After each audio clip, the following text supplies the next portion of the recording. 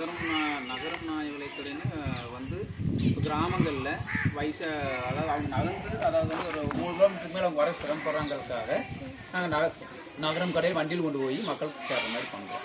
எல்லா பொருள் கிடைக்கிற மாதிரி பண்ணுறோம், ஃபேஷன் பொருட்கள். அப்புறம் இப்போ அடுத்த கேள்விகள் அடுத்த ஐயா அரிசி, சர்க்கரை, பருப்பு, ஆயில் கொடுக்குறோம். கோதுமை ரேஷனில் கிடைக்குது.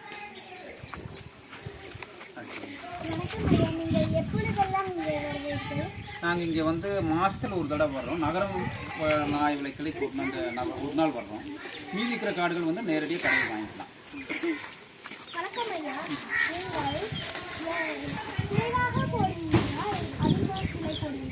நாங்கள் இதில் பில்லில் ஒரு காடுக்கு எத்தனை கிலோ வருதோ அதை கரெக்டாக அதை இடப்பட்டு அவங்களுக்கு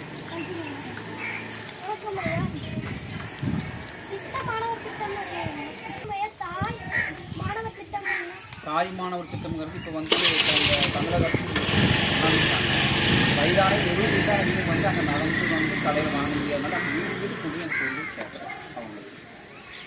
சரிங்க